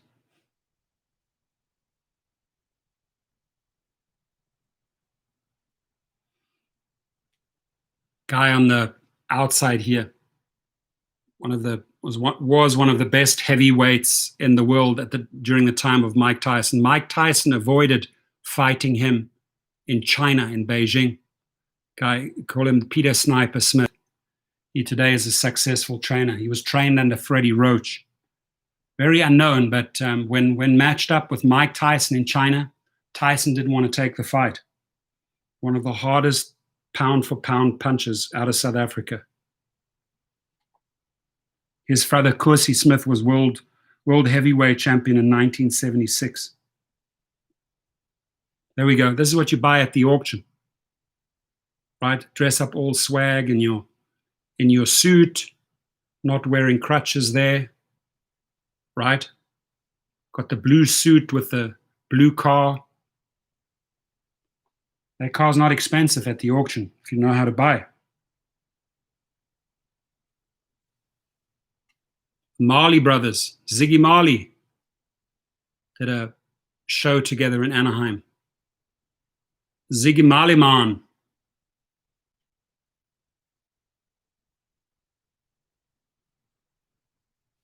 There's my little son Ryan coloring with one of the top 3 middleweight fighters in the world, Thabiso Mshunu, currently ranked in the top 3.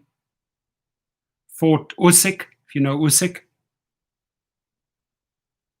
This is the current IBO champion, Tals Mbenga. He's out of South Africa. He just beat the German. We eating there in Malibu.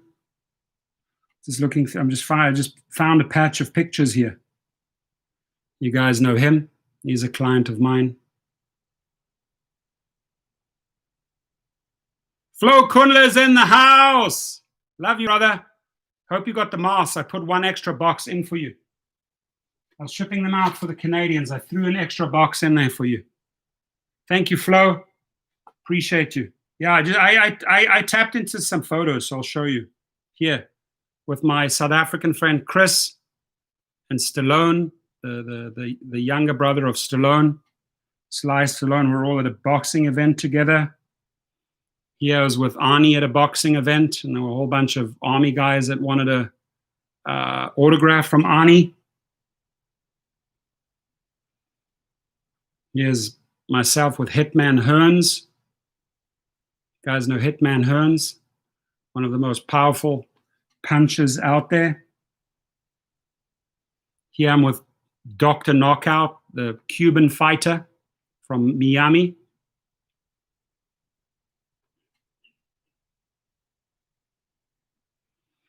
Here I'm with one of the best fighters in South Africa currently, Chris van Heerden. He lives in Santa Monica. He's won every fight in the United States in Las Vegas and Madison Square.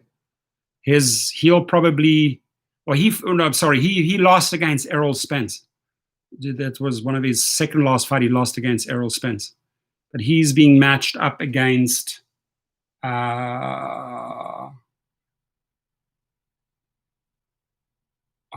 who's the guy? I'll have to look it up. Here, another one of my favorites, Sugar Ray Leonard. Lovely guy, hell of a guy. Great family man. Nice guy. Just found some pictures. The girl I did the Uber and Lyft campaign with, the Ukrainian model. There she is. Quite a lovely looking lady. Wearing my Uber hat. Put the Uber makeup on her face. Great client of mine and friend. I'd call him a friend as well, Jamie Foxx. I do all his Christmas shopping every year as well. My Lady and I, Depeche Mode concert. Just found some pictures with the wonderful actress Catherine Bell getting ready for a gala dinner.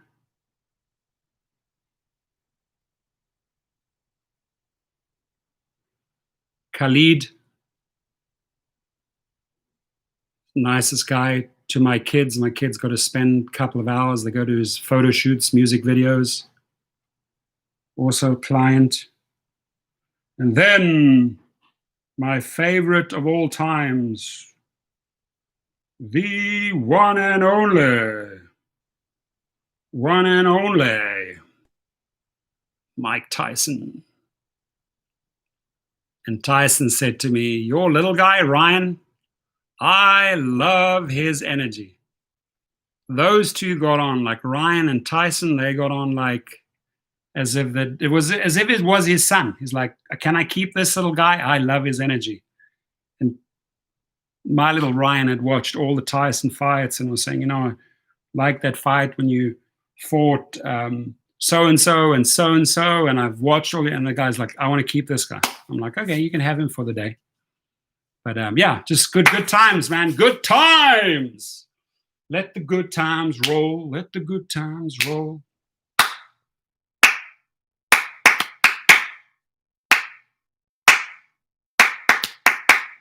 All right, my friends. It's time to go sailing and have some fun. Get out there on the blue seas. Let's go and have some fun. It's Sunday, guys.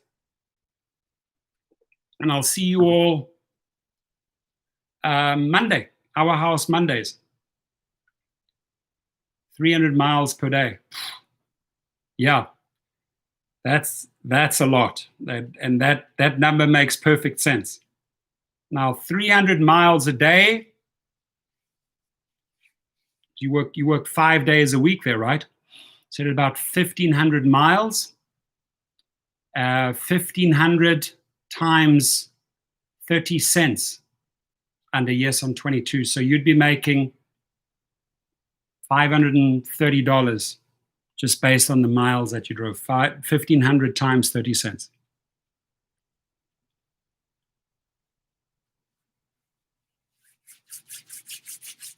I don't know if you call that money. Right now with a multiplier, yes, you're making money, but under Yes on 22, you're putting big miles on your car. Under that calculation, you're putting on about almost 6,000 miles a month. 75 to 80,000 miles a year. Oof. That car's burned out after 3 years. It's done. You've done 240,000 miles. Your car is fried after 3 years at that pace. Robert Hooniker.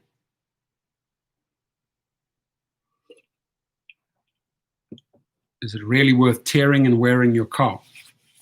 It is if you have the private clients on board. Yes, it is. Then it's worth the money. Flo, lots of hugs to you and the family over there. Mohammed Khalil from Detroit. Thank you. Anonymous Giraffe says, do you miss driving since you haven't been driving after your injury? Yeah, I do. I get questions every day. I had a guy yesterday who's Travis. Hello, come and say hello. You look all pretty. Look at this. No, you look pretty with your Halloween. Look who's here. Hi, she's got a Halloween outfit. Did you guys have fun? Yes. What did you do? Pumpkin patch. It was a pumpkin patch. Outdoor mask-wearing pumpkin patch event. For kids? Yeah, for little kids. Did you like it? It was cute. Very cute. Good. They had fun. It benefited a children's charity, the Children's Hospital. So nice. It benefited a children's hospital. They all went down and visited a pumpkin patch over there. And yeah, cool.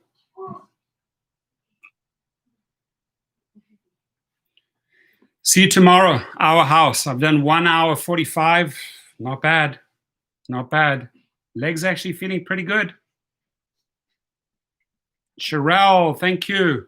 Oh, come over here. You got pumpkins for our peeps.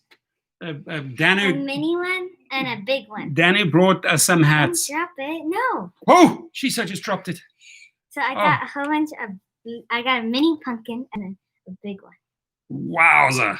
Grab those big pumpkins. That's awesome. We sing hello, hello, hello. Cool. Thank you, everyone. Happy Sunday. Stay safe. Sanitize the cars. Wear your masks. Put those masks on. Boom, boom, boom, boom, boom. If you go outside. Monday, tomorrow, new week. And just chill. Have some fun tonight. Timothy says, is the Vegas gun range? I went there. Yeah, you know it. But I think it's one of the best ones in Vegas, man. I mean, and the reason is because they just have everything there. I mean, it's just all a matter of price, right? You could fire anything there. Their variety of toys is insane. Insane. Yes, I will. Okay. I will come over. I got an invite for Halloween. I'll go there with my cast. I'll come over. Thank you. Boom. Awesome.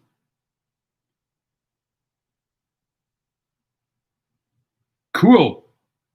My friend Paul, the most amazing host guy, psychologist, psychiatrist, the most amazing guy. The food, oh my God, I'm already thinking of the food.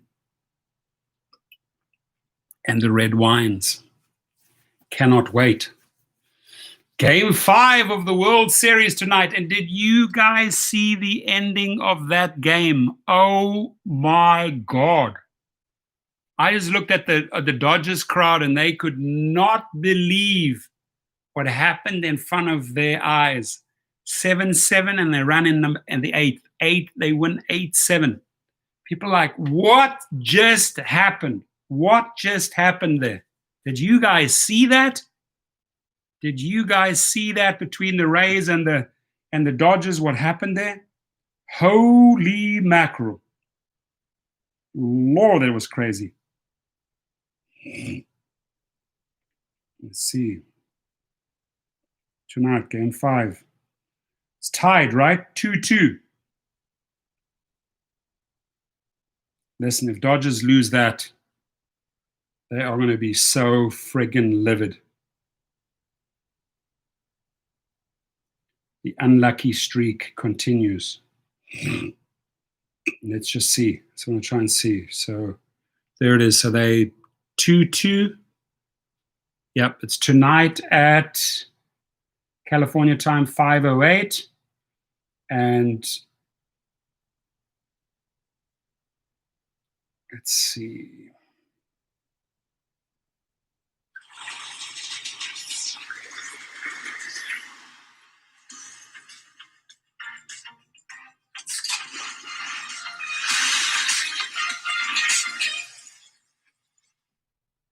Hi, this is Bob Mayfield from USA Today Sports, and what a game for an epic game, one of the wildest, craziest finishes you'll ever see. Tampa Bay Rays win this game 8-7 in a game they'll never forget. This game looked like it belonged to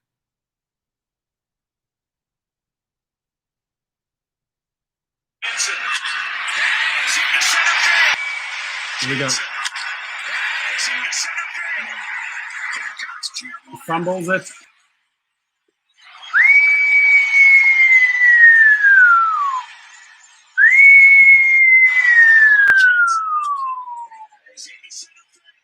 That's one of the wildest ends. What do I know about baseball? I don't know much at all. I like watching it if it's a thrilling final. I don't think I even know the rules of the game. I grew up in a country where they played cricket, and by the way, never watch a game of cricket because you'll want to shoot yourself. It's the most boring game in the world. Cricket. Horrible, horrible game. Cricket. All right, my friends. We've got to wrap this up. We're on 151. I wonder. We're on 152. Let's go 8 minutes. It's rather better going out and saying, hey, you know what? I did a 2-hour feed versus I didn't make, I bailed out at 152. Let's push ourselves a little bit more. Let's go to 2 hours, 151. Got 8 more minutes. Let's hang out together for 8 more minutes. Anything else somebody wants to bring up? I know that we did our goodbyes and everything already, but I sort of like came back into the studio, back door. Here I am. A quick recap, the video that I made today, I'll just put it out there. I think this is a model that could work if Uber and Lyft, which they do at their headquarters, come Monday, you have employees and independent contractors going to work at the Uber and Lyft headquarters. They facilitate both in the real world. So if that's what happens at Uber and Lyft, that they have employees and independent contractors show up, why can't we? That's how the video started. Why can't we in the gig world have a flex drive program? Okay, 2 models in place for gig drivers. The one is, do you want to be a true independent contractor? Sign up here. These are your conditions, right? On the other hand, would you like to work under an employee model, right? If they can do it at the HQ, which they're doing already, why can't they do it for drivers? And both are possible. Both can be facilitated. The big lie, sadly, is that Uber and Lyft are telling you that you are an independent contractor. You are not an independent contractor under the true definition of an independent contractor. You're not completely setting your own rates. You don't have the ability to decline except whenever you want to, right? And you don't have to fear retaliation if you are an independent contractor.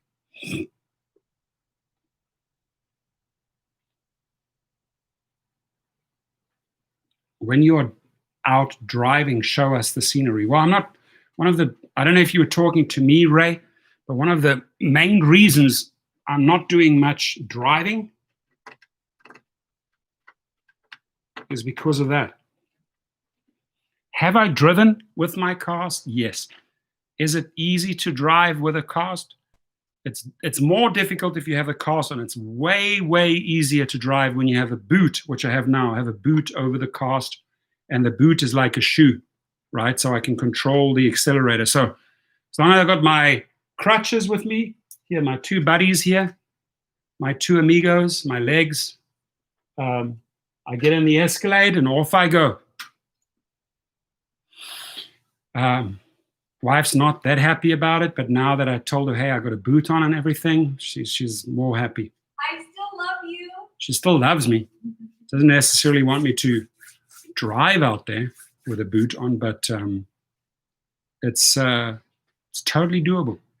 I went to the post office the other day to mail off some things, and I had my boot on and my cast. I can't put pressure on it yet. Yeah, don't tell that to my Kashmiri friends. They love cricket. And I'll never say that to a friend of India. I'll never say that to a friend of England. I'll never say that to a friend of Pakistan. And I'll never say that to a friend of the Indies or Kashmir. They love cricket. Me personally, cannot stand cricket. Cannot stand cricket. Woo! Anonymous Giraffe, beat that. I did $500 on 3 rides today on Multiplier. And let me guess, 5x, 5x, 5x. Damn, send me a screenshot of that, bro. Send me a screenshot of that. I would love to see that. When I'm off my crutches, yes, sir. Yes, sir. I will gladly show you footage, live footage. I've done that very often. I've taken many people with on the drive. It's Moose says Californians can win the battle against Proposition 22. Get involved and vote. I love it. Good final message. It's Moose. We can truly, truly win this battle. If we get creative, if we do the street battle, if we turn to social media and everybody does their part, we can win this. I'll guarantee you we'll win this. Timothy says, how do you get the background? Is it a green screen? Do you really want to know? Do you really want to know? Usually I can do back-to-back feeds. Is it a green screen? No, I have a giant, massive screen behind me. That's what I have. Can you give us a quick rundown on how you're voting on the California propositions? Yes, I can. Hey, Danu, can you do me a favor? Yes. I dropped something on the floor here. Here. Okay.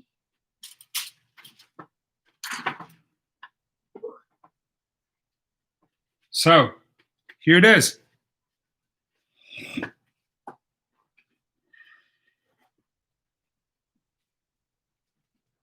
This is how you vote. This is how you vote. You can take a screenshot at that point in the video. This is how you vote if you don't follow the companies or the corporate companies that are paying for these campaigns. So over here we have no on Proposition 22. Made this color chart. Sent this color chart to many friends. Now the only one here when it comes to the marijuana thing, I mean, yes or no, neutral. I put a yes there because I think that marijuana has a lot of medicinal values, right? Especially CBD oil. But there it is. There it is, amigos. That's if you created this little chart here. That is if you don't follow the people that wrote those laws, the corporations, and the people behind these propositions 14, 15, 16, right up to Proposition 25 that are trying to buy your vote. This is if you go the other way.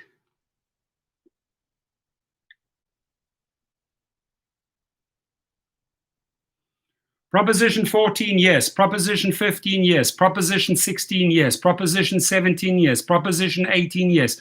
Proposition 19, yes. Proposition 20, no. Proposition 21, yes. Proposition 22, no. Proposition 23, yes. Proposition 24, neutral. I went yes. Proposition 25, yes. There we have it.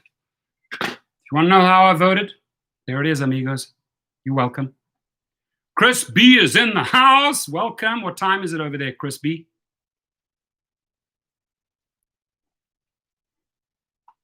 Bro Azukile, great chart in the back. You're right that we aren't truly independent contractors. Thank you.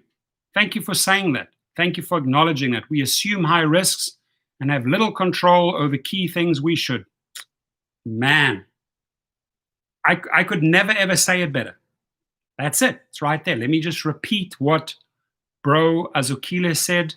Great chart in the back. Thank you. You're right that We aren't truly independent contractors. We assume high risks and have little control over key things we should. What a way to go out at 2 hours. That's it. That's how I want to end my show. I want to end my show on that statement right there. And Chris B is in Lancaster. Shout out to Lancaster. So I'm leaving at the 2 hour mark with my bro Azukila's message. We aren't truly independent contractors. We assume high risks and have little control over key things we should. Amen. Thank you, everyone. Be safe out there. Happy Sunday. Thank you for being here.